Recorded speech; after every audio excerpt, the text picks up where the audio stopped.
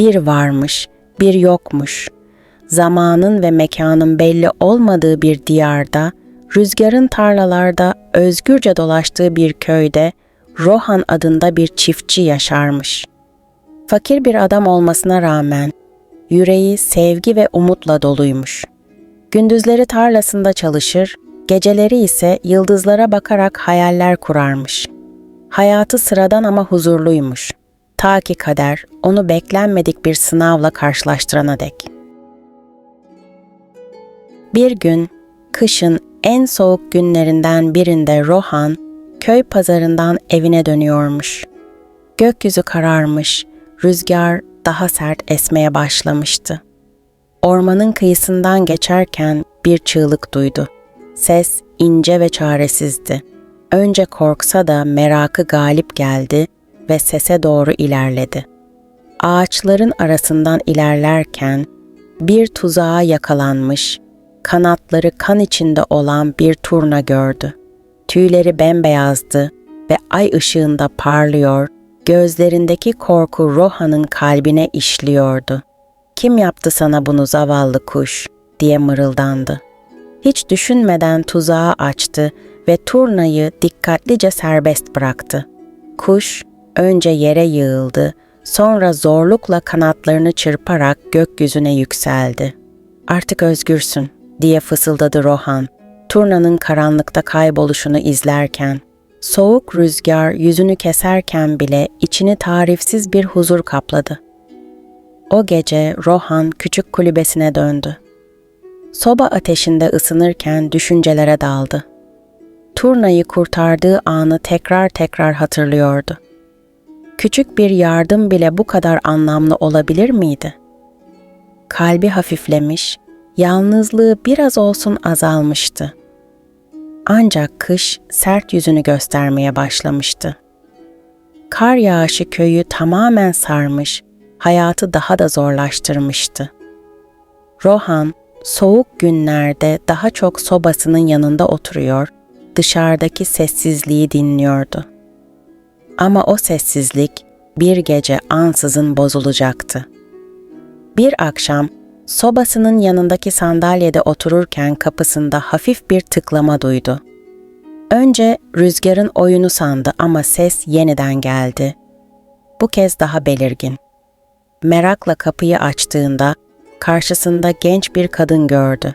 Kadın incecik kıyafetlerle soğuktan titriyor, gözleri yardım için yalvarıyordu. "Lütfen iyi yürekli bey," dedi kadın. Sesi zar zor duyuluyordu. "Beni bir gece misafir edebilir misiniz?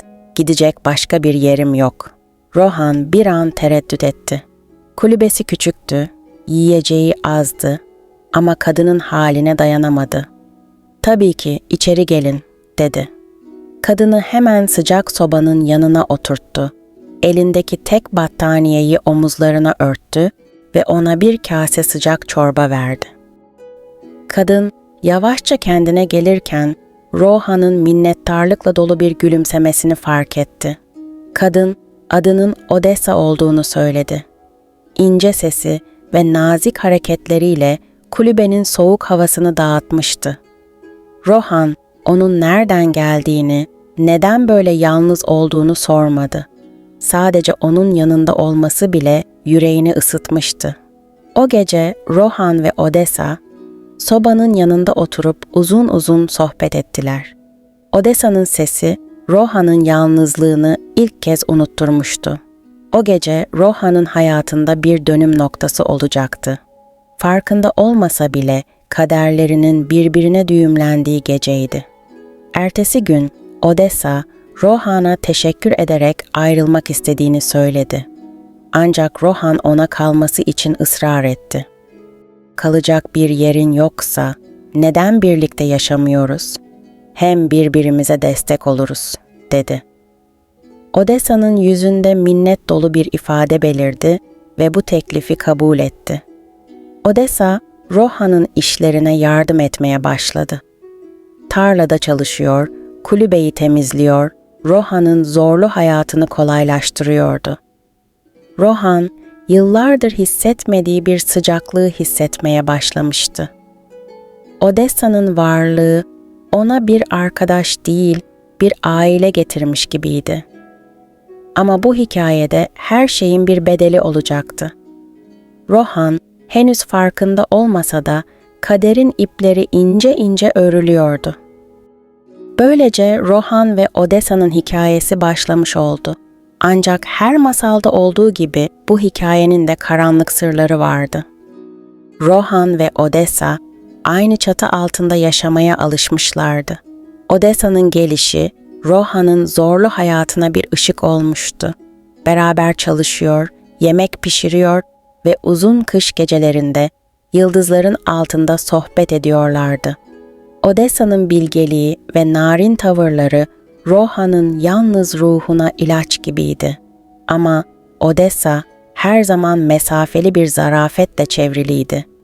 Rohan onun nereden geldiğini, neden yalnız olduğunu sormuyordu. Belki de korkuyordu. Bu büyülü huzuru bozacak bir şeyler öğrenmekten. Bir akşam karanlık iyice çökmüş, sobanın çıtırtıları odada yankılanıyordu. Odessa Rohan'a dönüp yumuşak bir sesle konuştu. "Rohan, size borcumu ödemek istiyorum. Beni evinizde misafir ettiniz, yemek verdiniz ve beni soğuktan korudunuz. Bunun karşılığında size bir hediye sunmak istiyorum." Rohan şaşkın bir şekilde baktı. "Odessa, bunu söylemenize gerek yok. Zaten bana fazlasıyla yardım ediyorsunuz. Bu yeterli." Ama Odessa'nın gözlerinde kararlılık vardı. "Hayır, sizin için bir kumaş dokumak istiyorum. Bu kumaşı pazarda satabilir, hayatınızı kolaylaştırabilirsiniz." Rohan önce bu fikre sıcak bakmadı. Ama Odessa, bizde ne tezgah var ne de malzeme. Böyle bir şey nasıl mümkün olur? Odessa'nın dudaklarında ince bir gülümseme belirdi. "Endişelenmeyin, gerekli her şey bende var. Sadece bir şey rica ediyorum," dedi ve Rohan'a ciddiyetle baktı. "Ben dokuma yaparken beni asla görmeyeceğinize söz verin." Rohan bu isteği biraz garip bulsa da kabul etti. "Söz veriyorum," dedi. Odessa gözlerinde minnet dolu bir ifadeyle teşekkür etti. Ertesi sabah Odessa kulübenin küçük odasına kapandı. Rohan dışarıdan sadece düzenli bir tezgah sesi duyuyordu. Günler geçti. Odadan yalnızca tezgahın sesi duyuluyor, Odessa hiç çıkmıyordu. Rohan merakına rağmen sözünü tutuyor ve odaya yaklaşmıyordu.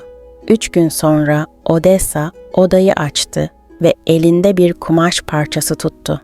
Ancak bu sıradan bir kumaş değildi. Parlak, ipek gibi yumuşak ve rengarenk bir ışıltıya sahipti.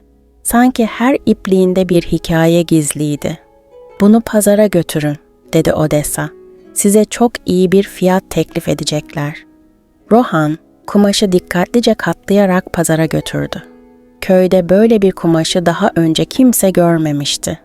Tüccarlar gözlerini parlayan kumaştan alamıyorlardı. Bir tanesi kumaş için Rohan'ın hayal bile edemeyeceği bir miktar para teklif etti. Rohan bu parayla eve dönerken neşeyle dolmuştu. İlk defa kaderin ona güldüğünü hissediyordu. Odessa dokumaya devam etti. Her bir kumaş bir öncekinden daha güzel, daha eşsizdi. Rohan bu kumaşları pazarda satarak kısa sürede oldukça iyi bir birikim yaptı. Artık yiyecek sıkıntısı çekmiyor, kulübesine daha fazla eşya alabiliyordu. Fakat Odessa'nın her seferinde aynı şartı vardı. Dokuma yaptığı sırada asla içeriye bakılmayacaktı. Başlarda Rohan bu isteği kolaylıkla yerine getiriyordu. Ancak zamanla merakı büyümeye başladı.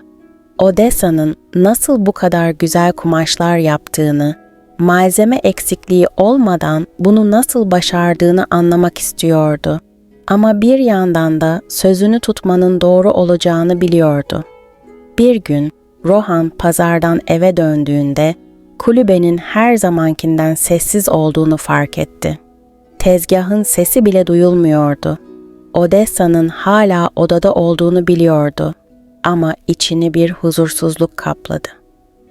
Kapıya yaklaştı, Eli kapı koluna gitti ama geri çekildi.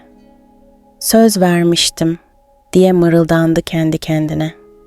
Ama günler geçtikçe merak Rohan'ın içini kemirmeye devam etti.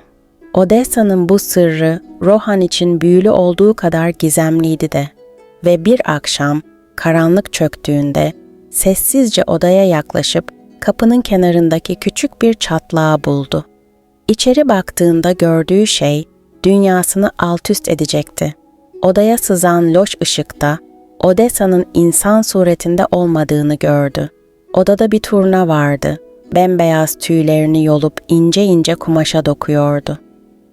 Rohan şaşkınlıkla geri çekildi. Kalbi hızla çarpıyordu. Odessa onun farkına varmamıştı. Ama Rohan gözlerini kapatarak oradan uzaklaştı. Artık biliyordu. Odessa sıradan bir insan değildi. Ama bu bilgi mutluluğunu gölgelemekten başka bir şey yapmayacaktı. Çünkü her sırrın bir bedeli vardı. Rohan o gece gözüne uyku girmedi. Odessa'nın sırrını öğrenmişti. Gözlerinin önünden o narin turnanın kendi tüylerini yolup kumaşa dokuduğu görüntü gitmiyordu. İçindeki merak hayranlığa dönüşmüştü ama aynı zamanda büyük bir pişmanlık duyuyordu. "Sözümü tutmam gerekirdi," diye düşündü. Ancak artık her şey değişmişti. Artık Odessa'nın gerçek kimliğini biliyordu ve bu bilgi omuzlarına ağır bir yük gibi çökmüştü. Ertesi sabah Odessa odasından çıktı. Yüzünde her zamanki gibi sıcak bir gülümseme vardı ama Rohan gözlerinin derinliklerindeki yorgunluğu ve hüznü fark etti.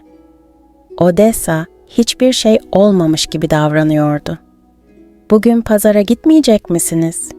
diye sordu Odessa, elindeki yeni dokuduğu kumaşı Rohan'a uzatarak.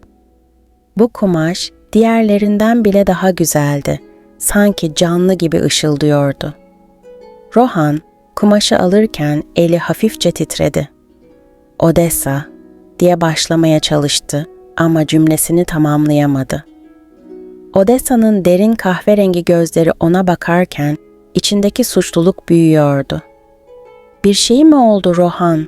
diye sordu Odessa kaşlarını hafifçe çatarak. "Hayır, hayır," dedi Rohan hemen konuyu değiştirmeye çalışarak. "Sadece yorgunum, hepsi bu." Odessa bir süre Rohan'a baktı, sonra başını eğip işine geri döndü. Ancak o an Rohan bir şeyin değiştiğini hissetti. Odessa her zamanki gibi davransa da aralarındaki bağda bir kopukluk vardı. O gün Rohan kumaşı pazara götürdü ve büyük bir tüccara sattı. Elde ettiği parayla köydeki herkesin hayranlığını kazanmıştı. Ama içindeki huzursuzluk kazandığı hiçbir şeyle dinmiyordu. Akşam eve döndüğünde Odessa'yı bahçede yıldızlara bakarken buldu. Soğuk rüzgar saçlarını savuruyor, yüzündeki hüzün karanlıkta daha belirgin hale geliyordu. Rohan yanına oturup sessizce onunla yıldızlara baktı. "Odessa," dedi nihayet, sesi titriyordu. "Sana bir şey sormam gerek." Odessa başını çevirip ona baktı. "Sorun nedir Rohan?" dedi. Sesi sakin ama dikkat kesilmişti. "Sen..."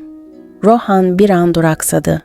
Ona sırrını bildiğini söylemekle bunu kendine saklamak arasında bir savaş verdi. Ama sonunda vicdanı galip geldi. "Sen insandan fazlasısın değil mi?" Odessa bir an sessiz kaldı. Gözlerini Rohan'dan kaçırarak tekrar yıldızlara çevirdi. "Bunu nereden çıkarıyorsunuz?" diye sordu. Sesi neredeyse fısıltı gibiydi. "Odessa." Rohan derin bir nefes aldı. "O gece seni izledim. Dokuma yaparken turna olduğunuzu gördüm." Odessa'nın yüzündeki sakin ifade bir anda kayboldu. Gözleri doldu, dudakları hafifçe titredi. "Söz verdiğinizi sanmıştım," dedi. Sesi hüzünle doluydu. Rohan başını eğdi. "Haklısınız. Sözümü tutamadım. Ama seni merakımdan değil, hayranlığımdan gördüm. O kadar güzel bir iş yapıyordunuz ki buna tanık olmadan duramadım. Ama şimdi anlıyorum. Bu bir hata oldu. Odessa gözlerindeki yaşları sildi ve derin bir nefes aldı. "Rohan," dedi. Sesi kırılgandı. "Ben buraya sizi mutlu etmek, hayatınızı kolaylaştırmak için geldim. Ama her sırrın bir sınırı vardır.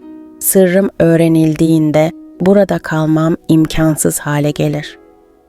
Rohan, onun söylediklerine inanmak istemiyordu. "Hayır Odessa, lütfen gitme. Senin sırrını biliyorum ama bu sana olan minnettarlığımı ve sevgimi değiştirmez. Senin burada olmanı istiyorum." Odessa başını yavaşça iki yana salladı. "Bu benim seçimim değil Rohan. Ben sizin için bir insan oldum ama bu dünyada uzun süre kalmak benim varlığıma karşıdır. Sırrım açığa çıktığında bu döngü kırılır." Rohan çaresizlikle onun ellerine sarıldı. "Ama bu adil değil. Sadece bir hata yaptım. Seni kaybetmek istemiyorum." Odessa'nın gözlerinden bir damla yaş süzüldü. "Belki de sizinle karşılaşmak benim kaderimdi. Ama şimdi gitmek de benim kaderim." Odessa o gece Rohan için son bir yemek hazırladı. Beraber yemek yerken her şeyin son kez olduğunu bilmek Rohan'ın kalbini paramparça ediyordu. Odessa sessizce yıldızlara baktı. Sanki başka bir diyara hazırlanıyormuş gibi bir huzur vardı üzerinde. "Rohan," dedi yumuşak bir sesle. "Benden bir şey daha isteyin. Bir dilek tutun ve ben onu gerçekleştirmek için elimden geleni yapayım." Rohan gözleri dolu dolu ona baktı. "Sadece kalmanı isterim Odessa. Başka hiçbir şey istemem." Odessa hafifçe gülümsedi ama bu gülümsemede derin bir hüzün vardı. "Keşke elimden gelse," dedi. Ve böylece o gece yıldızların altında Rohan ve Odessa birlikte son kez oturdular. Fakat Rohan hala bir umut taşıyordu. Odessa'nın gitmesine izin vermemek için bir yol arıyordu. Ancak kader çoktan iplerini örmeye başlamıştı. O sabah Rohan gözlerini açtığında Odessa'nın yatağı boştu. İçini derin bir korku sardı. Kulübeyi ve bahçeyi aradı ama Odessa hiçbir yerde yoktu. Panikle ormana doğru koştu. Kalbinde bir boşluk, zihninde bir karmaşa vardı. Odessa'nın sessizce gittiği fikri onu deliye çeviriyordu. Ama tam o sırada ormanın içinde sessizce oturan Odessa'yı gördü. Odessa ağacın gölgesinde oturuyordu. Gözleri kapalı, elleri kucağında birleşmişti. Sanki bir dua ediyor gibiydi. Rohan ona yaklaştı ama tam konuşacakken Odessa gözlerini açtı ve yavaşça ayağa kalktı. "Gitmeden önce vedalaşmak istedim," dedi Odessa. Sesi sakin ama bir o kadar da hüzünlüydü. "Hayır," diye haykırdı Rohan. "Gitmene izin veremem Odessa. Burada kalmalısın. Ben sensiz ne yaparım?" Odessa derin bir nefes alarak Rohan'ın ellerini tuttu. "Rohan, anlıyorum ama bu benim seçimim değil. Ben buraya bir süreliğine geldim. Size olan borcumu ödemek ve hayatınızı daha iyi hale getirmek için. Ancak artık burada kalmam mümkün değil. Sırrım öğrenildiği anda bu dünyanın düzeni beni burada tutamaz." Rohan çaresizlikle ona baktı. "Ama neden? Neden bu kadar katı bir kural var? Seni kaybetmek istemiyorum." Odessa'nın gözleri hüzünle doldu. "Rohan, ben bu dünyanın bir parçası değilim. Ben sizin kurtardığınız turnayım. O gün beni tuzaktan kurtardığınızda size olan minnettarlığımı göstermek için bir insana dönüştüm. Ama bu dönüşüm sonsuz değildir. Sırrımı öğrendiğiniz an bu bağ kopar. Bu dünyanın kuralları duygularımızdan daha güçlüdür." Rohan onun söylediklerine inanmak istemiyordu. Ama "Ben seni insan olarak kabul ettim. Turna olman ya da başka bir şey olman umurumda değil. Önemli olan sensin Odessa." Odessa'nın gözlerinden bir damla yaş süzüldü. Keşke bu yeterli olsaydı. Ama gerçek şu ki Artık burada kalamam. Bu dünyada fazla uzun süre kalırsam hem kendime hem de size zarar veririm. Bunu göze alamam. Rohan gözyaşlarına hakim olamıyordu. Ama pes etmek istemiyordu. Peki ya birlikte bir yol bulursak? Seni burada tutacak bir çözüm bulabiliriz. Gitmek zorunda değilsin. Odessa başını hafifçe iki yana salladı. Bunu kabul etmelisiniz Rohan. Bazı şeyleri değiştirmek mümkün değildir. Ama gitmeden önce size bir şey bırakmak istiyorum. Odessa küçük bir keseyi Rohan'a uzattı. Bu benim size olan teşekkürüm. İçinde birkaç turna tüyü var. Bunları saklayın. Zor zamanlarınızda size güç verecekler. Rohan keseyi alırken elleri titriyordu. Bu senin gitmeni daha kolaylaştırmaz Odessa. Sadece acıyı artırır. Odessa hafifçe gülümseyerek başını eğdi. Belki de bu acı hatırlamanız gereken bir şeydir. O an gökyüzü kararmaya başladı. Rüzgar şiddetlendi. Sanki doğa da Odessa'nın gitmesine karşı çıkıyormuş gibi. Odessa yavaşça Rohan'dan uzaklaşmaya başladı. Her adımı Rohan'ın kalbine bir hançer gibi işliyordu. "Gitme!" diye bağırdı Rohan ama Odessa durmadı. Yavaşça dönüp baktı ve gözleri dolu dolu ama kararlı bir şekilde konuştu. "Benimle geçirdiğiniz zamanı bir lütuf olarak görün Rohan. Siz bana hayat verdiniz, ben de size borcumu ödedim. Şimdi yollarımız ayrılmalı."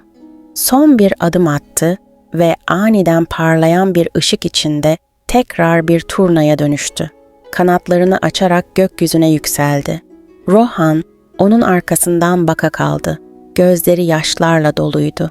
Turnanın bembeyaz tüyleri ay ışığında parlıyordu. Ta ki gökyüzünde bir nokta olana kadar. O gece Rohan kulübesine döndüğünde her şey daha boş ve soğuk hissediyordu. Odessa'nın varlığı sadece fiziksel değil, ruhsal bir sıcaklık getirmişti. Şimdi bu sıcaklık yerini derin bir yalnızlığa bırakmıştı. Ama Odessa'nın bıraktığı keseyi eline aldığında içinde bir umut parıltısı hissetti. "Bu bir son değil," diye düşündü Rohan. "Onu unutmayacağım ve her zaman bana kattıklarını hatırlayacağım." Ancak kalbindeki boşluk kolayca dolmayacaktı ve Odessa'nın öğrettiği dersler onun hayatını şekillendiren bir rehber olacaktı. Rohan yıldızlara bakarak bir söz verdi. Onun fedakarlığını boşa çıkarmayacak, yaşamını daha anlamlı hale getirecekti.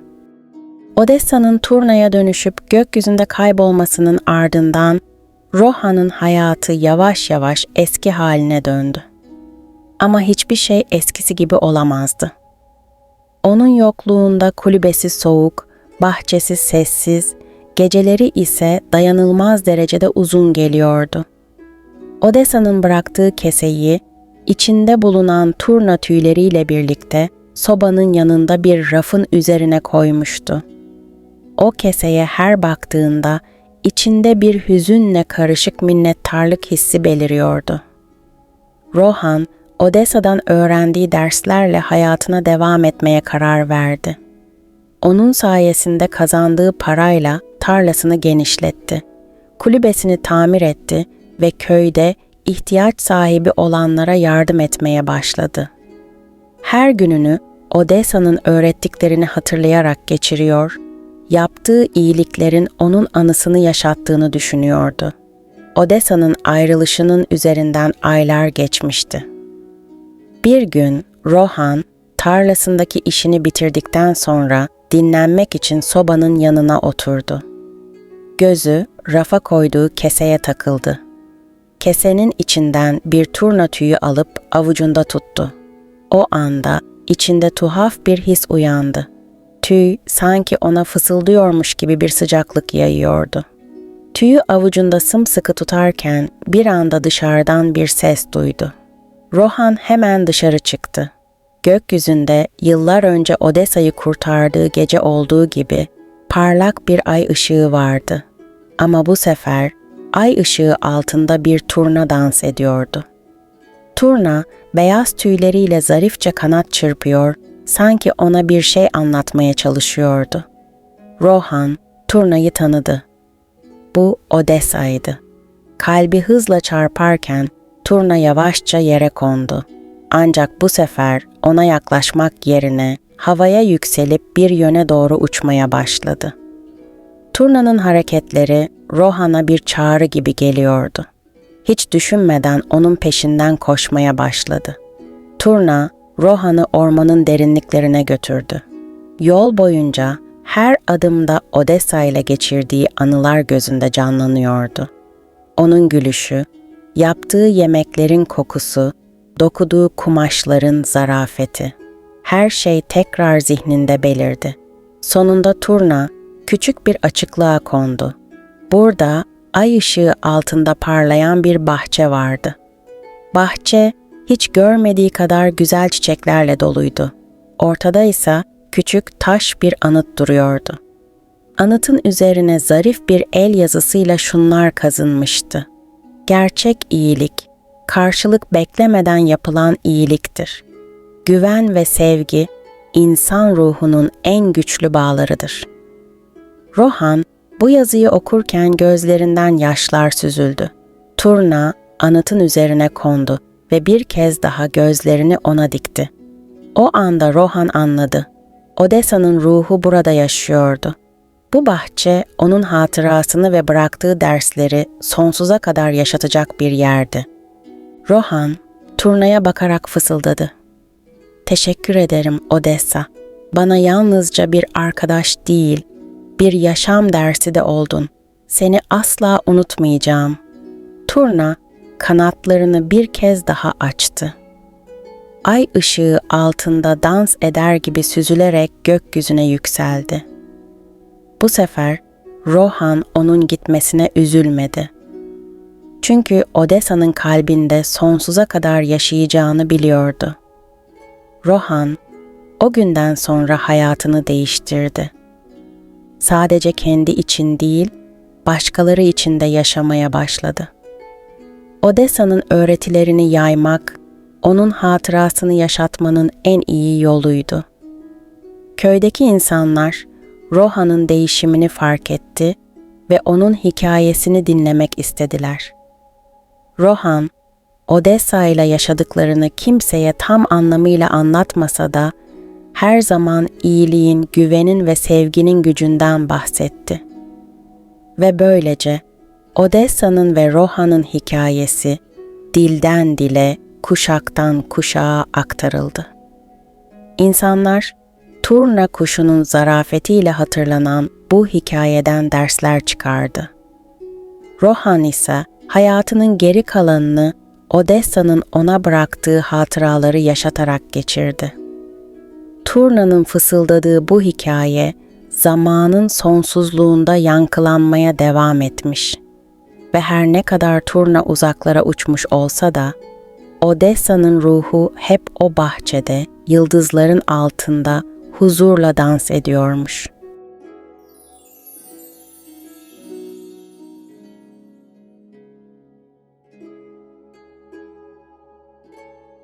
Bir varmış bir yokmuş.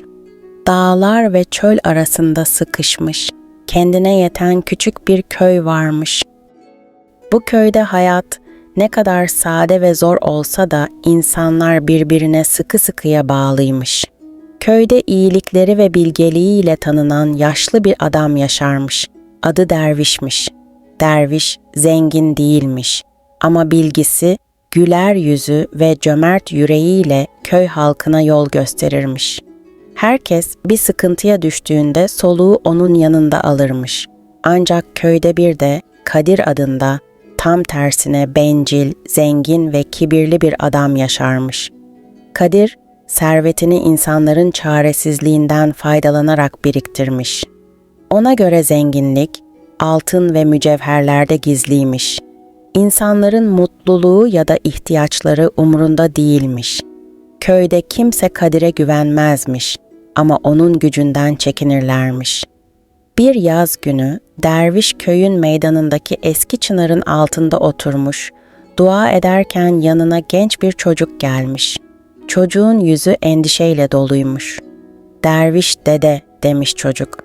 "Senin çok bilgi olduğunu söylediler. Ne yapacağımı bilmiyorum. Babam çok hasta, ilaç alacak paramız yok." Derviş çocuğa sevgi dolu bir gülümsemeyle bakmış. "Üzülme evlat," demiş. "Her derdin bir çaresi vardır. Önce sabırlı olmayı öğrenmeliyiz. Şimdi beni dinle. Köyün en zengin adamı Kadir'e git. Ona durumunu anlat ve yardım iste. Benim seni gönderdiğimi söyle." Çocuk tereddüt etmiş. Ama derviş dede, "Kadir kimseye yardım etmez, beni dinlemez ki." "Sen yine de dene," demiş derviş. "Belki bir kapı açılır." Çocuk cesaretini toplayarak Kadir'in büyük malikanesinin kapısını çalmış. Kapıyı Kadir'in uşağı açmış. Çocuk utangaç bir şekilde içeriye girmiş ve Kadir'in karşısına çıkmış. Tüm cesaretini toplayarak babasının durumunu ve dervişin kendisini gönderdiğini anlatmış. Kadir küçümseyerek çocuğa bakmış. "Derviş mi? O yaşlı ihtiyar hala halkı kandırmaya mı çalışıyor? Benim altınlarımı başkaları için harcamamı mı istiyor? Hadi git buradan," diye bağırmış ve kapıyı çocuğun yüzüne kapatmış. Çocuk ağlamaklı bir şekilde dervişin yanına geri dönmüş. "Haklıymışsınız," demiş. "Kadir yardım etmedi, beni kovdu." Derviş şaşırmamış bir şekilde başını sallamış. "Kadir'in kalbindeki taş duvarı kırmak kolay değil," demiş. "Ama endişelenme. Şimdi seni bir iş için görevlendireceğim." Derviş çocuğa köyün yakınındaki tarlalardan belirli otları toplamasını söylemiş. Çocuk söyleneni yapmış ve derviş bu otlardan basit bir ilaç hazırlamış. "Bu şimdilik babana iyi gelir," demiş. "Ama merak etme. Kadir'e bir ders vermenin zamanı geldi." Dervişin gözlerinde bir ışık belirmiş. Planını kurmaya başlamış. Kadir'in altın ve mücevherlere olan düşkünlüğünü bilerek bu zayıflığından faydalanmaya karar vermiş. Ertesi sabah derviş elinde zarif işlemelerle süslenmiş küçük bir sandıkla Kadir'in evine gitmiş. Kapıyı çalan derviş Kadir'in karşısında sakin bir şekilde durmuş. Kadir dervişi görünce kaşlarını çatmış. "Buraya neden geldin ihtiyar?" diye sormuş. Derviş sandığı uzatmış. "Sana bir hediye getirdim," demiş. Kadir şüpheyle sandığı açmış ve içindeki altınlar ile mücevherleri görünce gözleri parlamış. Ama bu parıltının içinde bir de hırsın kıvılcımları saklıymış. "Bunun karşılığında ne istiyorsun?" diye sormuş Kadir şüpheyle. Derviş gülümsemiş. "Tek istediğim bir söz," demiş. "Köyde yardıma ihtiyacı olan herkese yardım edeceğine dair bana söz ver." Kadir sandığın büyüsüne kapılmış. "Söz veriyorum," demiş ve sandığı hemen almış. Fakat bu söz sadece dilden çıkan boş bir kelimeymiş. Kadir'in kalbindeki taş duvarı kırmak için daha fazlasına ihtiyaç olduğunu derviş çok iyi biliyormuş. Böylece Kadir'in hayatını değiştirecek hikaye daha yeni başlıyormuş. Kadir, zarif işlemelerle süslenmiş sandığı büyük bir heyecanla malikanesindeki çalışma odasına taşıdı.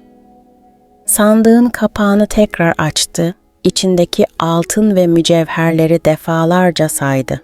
Gözlerindeki açgözlülük odadaki tüm ışığı boğar gibiydi. "Bu kadar zenginliği hayal bile edemezdim," diye mırıldandı. Fakat sandığın cazibesine rağmen içindeki huzursuzluk kalbine ince bir sancı gibi dokunuyordu. Dervişe verdiği söz zihninin bir köşesinde yankılanıyordu. "Köydeki yardıma muhtaçlara yardım edeceğine söz ver." Kadir bu sözü önemsememeye çalıştı. "Bana ne köylülerin sorunlarından?" diye düşündü. Ancak dervişin söylediği bu birkaç kelime sandıkla ilgili korkularını da beraberinde getirdi. Ya bu altınlar bir şekilde kaybolursa?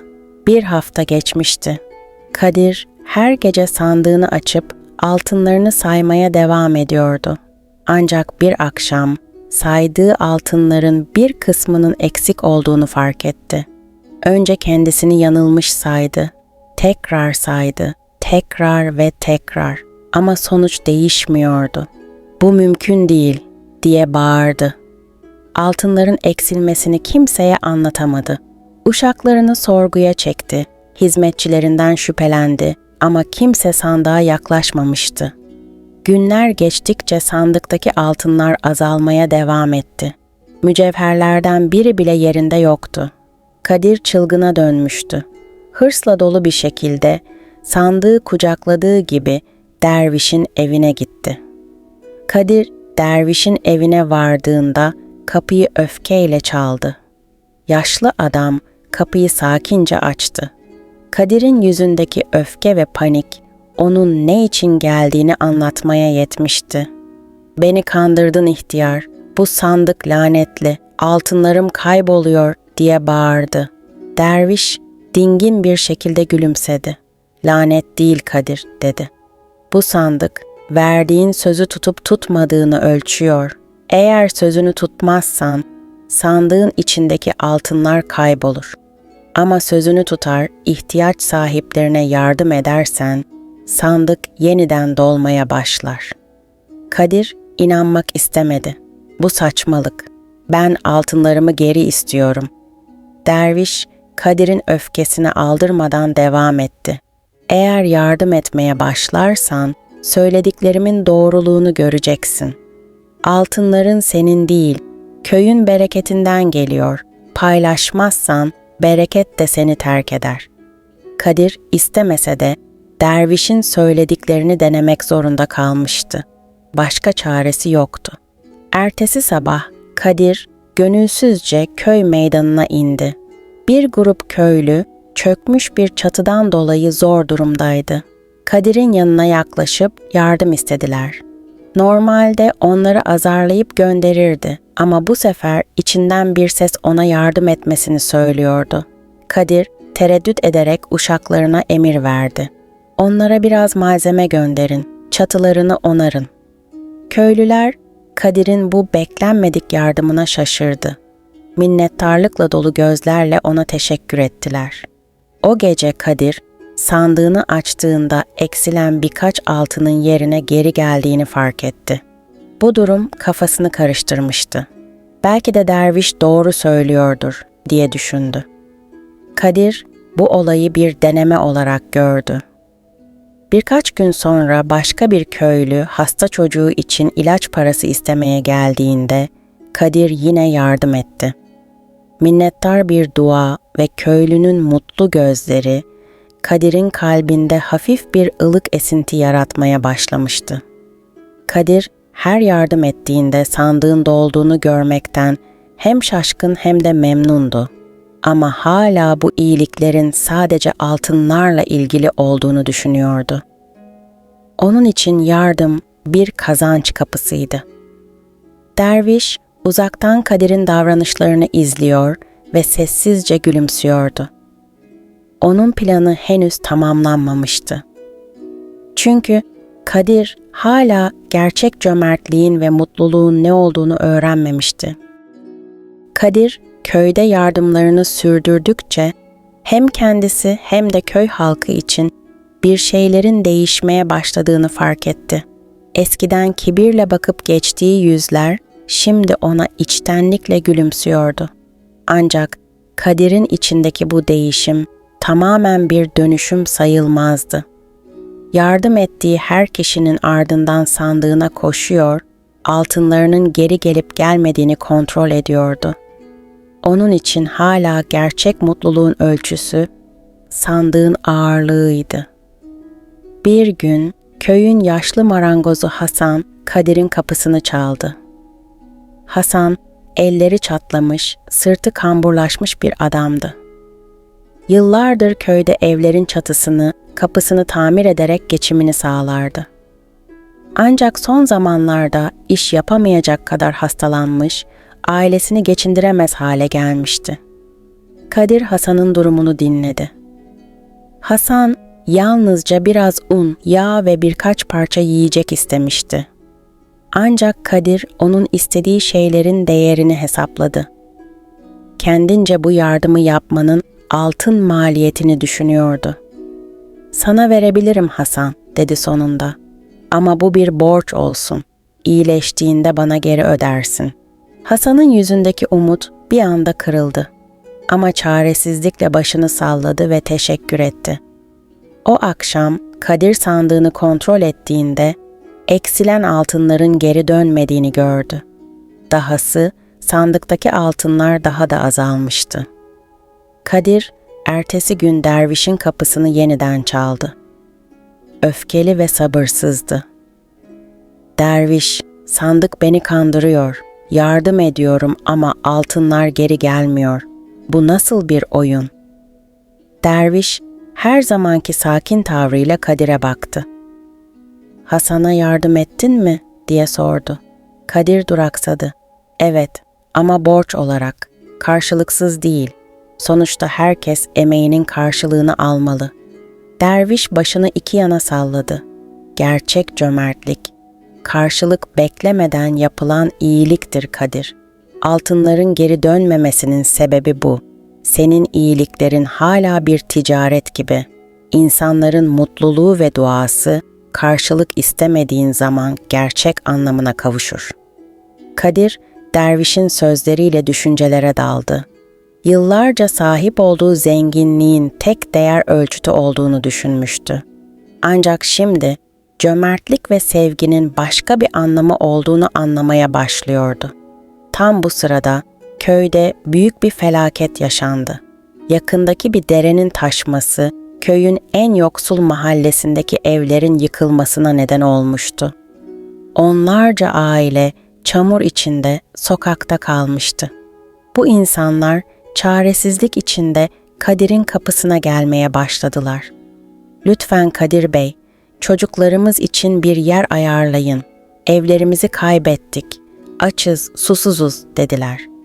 Kadir, kalbinin derinlerinde bir ikilem yaşadı.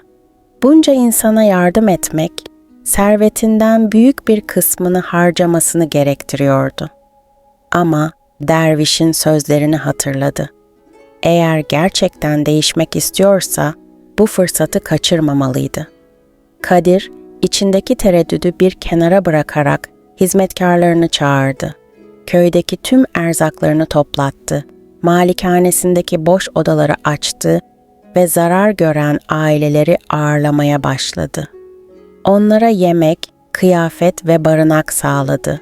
Bu sefer hiçbir karşılık beklemiyordu. Köylüler Kadir'in bu cömertliğine inanmakta zorlanıyordu. Herkes bir zamanlar bencil ve çıkarcı olan bu adamın böylesine büyük bir değişim yaşamasını hayretle izliyordu. Kadir, yardım ettikçe kalbinin hafiflediğini ve içindeki huzurun arttığını fark etti. O gece sandığını açtığında içindeki altınların yalnızca geri gelmekle kalmadığını, eskisinden de fazla olduğunu gördü. Ama bu sefer altınların sayısını önemsemedi. İlk defa bir hazinenin ona gerçek mutluluk getiremediğini anlamıştı. Kadir'in cömertlikteki dönüşümü köyde büyük bir yankı uyandırmıştı. Daha önce yalnızca kendisini düşünen, zenginliğini saklayan bir adam olan Kadir, artık herkesin yardımına koşuyor, köy halkı tarafından sevgi ve saygıyla anılıyordu. Ancak hayat her zaman bir sınav sunar. Kadir için bu seferki sınav yalnızca cömertlik değil, cesaret ve adalet gerektiren bir durum olacaktı. Bir gün köyün meydanında yabancı bir grup belirdi. Yüzleri sert ve tehditkar bir ifadeyle doluydu. Bu insanlar çevredeki köyleri dolaşıp zayıf köylülerin mallarını ve paralarını gasp eden bir grup hayduttu. Köylüler korkuyla evlerine çekildi. Ancak haydutların lideri meydanın ortasında yüksek sesle bağırdı. "Bu köyde yaşayan en zengin adam kim? Onu bize getirin." Kadir penceresinden bu sahneyi izliyordu. İçinde büyük bir korku vardı. Eskiden olsa hizmetkarlarına kapılarını kapatmalarını ve haydutlardan saklanmalarını emrederdi. Ancak şimdi köy halkına yardım eden ve onları koruyan biri olarak tanınmıştı. bu sorumluluğun ağırlığını omuzlarında hissetti. Kadir, derin bir nefes alarak malikanesinin kapısını açtı ve meydandaki haydutların karşısına çıktı. Haydutların lideri Kadir'e doğru bir adım attı. "Sen misin köyün zengini?" diye sordu tehditkar bir sesle. Kadir korkusunu belli etmemeye çalışarak cevap verdi. "Evet benim, ama eğer köyüme zarar vermeye geldiyseniz önce benimle konuşmanız gerekir." Lider bu cevap karşısında şaşırmıştı. Bir an düşündü ve alaycı bir ifadeyle güldü. "Bak sen, cesur bir zengin ha, pekala. Mallarının yarısını bize verirsen köyüne dokunmayacağız. Aksi takdirde burayı yerle bir ederiz." Kadir bir an tereddüt etti. Ancak sonra dervişin ona öğrettiği bir şey aklına geldi. Gerçek cömertlik yalnızca sevdiklerine değil, en zor durumda olanlara da yardım etmektir. "Peki," dedi Kadir, "ne kadar istiyorsanız alabilirsiniz. Ama bir şartım var." Haydutların lideri bu teklife şaşırmıştı. "Neymiş o şart?" "Sizlere vereceğim şeyler yalnızca benim değil, köyün ortak malı. Eğer bunları alacaksanız, köy halkına zarar vermeyeceğinize ve bir daha geri dönmeyeceğinize söz vermelisiniz." Kadir'in bu cesur teklifi köydeki diğer insanları da harekete geçirdi. Evlerinden çıkan köylüler, ellerindeki azıcık yiyeceği, parayı ve malzemeleri getirerek Kadir'in yanında durmaya başladı. "Kadir yalnız değildir," diye bağırdı köyün yaşlılarından biri. "Bu köy hepimizindir. Ona zarar verecekseniz hepimize zarar vermeniz gerekir." Haydutlar bu dayanışma karşısında şaşkına döndü. Lider bir süre düşündükten sonra kararını verdi. "Pekala," dedi. "Malları alacağız ama söz veriyorum. Köyünüze bir daha dokunmayacağız." Kadir haydutlara yiyecek ve para verdi. Ancak bunu yaparken kalbinde bir huzur vardı. Artık zenginliğin yalnızca kendi çıkarları için olmadığını anlamıştı. Ertesi gün Kadir dervişin yanına gitti. Olanları ona anlattı. Derviş Kadir'in yüzüne dikkatle baktı ve gülümsedi. "Kadir, sadece cömert değil, artık cesur da olmuşsun," dedi. "Köyüne sahip çıkmak, insanlara umut olmak, gerçek liderliğin ve zenginliğin göstergesidir. Unutma, altınlar ve mücevherler kaybolur ama insanların sevgisi ve minnettarlığı sonsuzdur." Kadir bu sözleri duyduğunda sandığını açmayı bile düşünmedi. Artık altınlar ve mücevherler onun için bir araçtan ibaretti. Asıl zenginliğin insanların güveni ve sevgisi olduğunu anlamıştı. Kadir'in cömertliği ve köy halkının dayanışması köyde yeni bir düzenin başlangıcını getirmişti. Haydutlar söz verdikleri gibi bir daha köye dönmemiş, köy halkı birlikte çalışarak yeniden toparlanmıştı. Kadir ise sadece köyün zengin adamı değil, herkesin saygı duyduğu bir lider haline gelmişti. Ancak onun hikayesi beklenmedik bir olayla son bulacaktı. Köydeki herkes Kadir'in dönüşümünden ilham almıştı. İnsanlar yardımlaşmanın sadece bir zorunluluk değil, bir yaşam biçimi olduğunu anlamıştı. Yıkılan evler yeniden inşa edilmiş, köyde bolluk ve bereket artmıştı. Artık herkes sahip olduklarıyla paylaşmanın mutluluğunu yaşıyordu. Kadir bu değişimi izlerken hem gururlu hem de huzurluydu. Ancak içinde bir his bu hikayenin henüz bitmediğini söylüyordu. Sık sık dervişi ziyaret ediyor, onun bilgeliğinden dersler alıyordu. Bir gün Kadir dervişin evine gittiğinde onu yatağında dinlenirken buldu. Dervişin yüzü her zamanki gibi sakindi ama gözlerindeki ışık sönmeye başlamıştı. "Kadir," dedi derviş zayıf bir sesle, "bana ihtiyacın kalmadı. Artık bu köyün ışığı sensin. İnsanlara yol gösterecek olan sensin." Kadir'in gözleri doldu. "Sen olmadan bu yola çıkamazdım derviş. Sen bana sadece altınların değil, insanlığın da değerini öğrettin. Seni asla unutmayacağız. Derviş hafifçe gülümsedi. Ben unutulmam. Çünkü öğrettiklerim, yaptıklarım sayesinde yaşıyorum. Ama unutma, gerçek liderlik sadece cömertlik değil, aynı zamanda adalet ve cesaretle hareket etmektir. O gece derviş sessizce hayata veda etti. Tüm köy onu uğurlamak için toplandı. Onun anısına köyün meydanında bir çınar ağacı diktiler. Ağacın altına dervişin sözlerini hatırlatan bir taş yerleştirdiler. Gerçek zenginlik paylaştığımız iyilikte ve kazandığımız sevgidedir. Dervişin vefatından birkaç hafta sonra Kadir bir sabah sandığını açtı. Sandık eskiden olduğu gibi yine altınlarla ve mücevherlerle doluydu. Ancak bu kez bir fark vardı. Sandığın içinde küçük bir not duruyordu. Notta şu yazıyordu: Bu altınlar yalnızca cömertliğinle değil, cesaretinle de kazanıldı. Artık bunları nasıl kullanacağını biliyorsun. Ancak unutma, zenginlik bir araçtır. Asıl güç, insanlara verdiğin sevgidir, yazan derviş. Kadir, bu notu okuduğunda gözleri doldu. Sandıktaki altınların bir anlamı olmadığını biliyordu. Onları köyün ortak ihtiyaçları için kullanmaya karar verdi.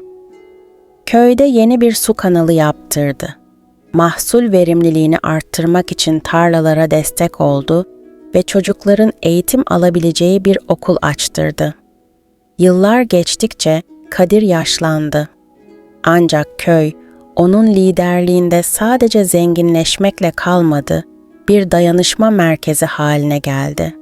Çevredeki köyler, Kadir'in liderliğini duymuş, onun cömertliğinden ve cesaretinden ilham almıştı. Bir gün, Kadir de derviş gibi huzur içinde hayata veda etti.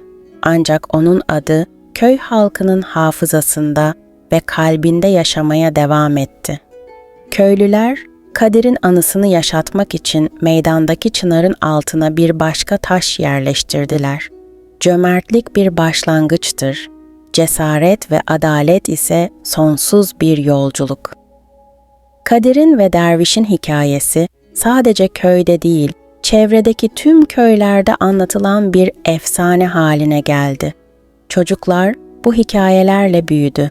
İnsanlar, iyilik ve cömertliğin toplumları nasıl değiştirebileceğini öğrendi. Ve böylece bu masal bize bir kez daha hatırlattı. Gerçek zenginlik, paylaştığımız iyilikte ve kazandığımız sevgidedir. Her insanın içinde bir liderlik ışığı vardır. Yeter ki bunu cesaretle ve adaletle ortaya çıkarabilsin. Bu masal da burada bitmiş. Ancak iyilik, anlatılan her hikayeyle sonsuza kadar yaşamaya devam etmiş.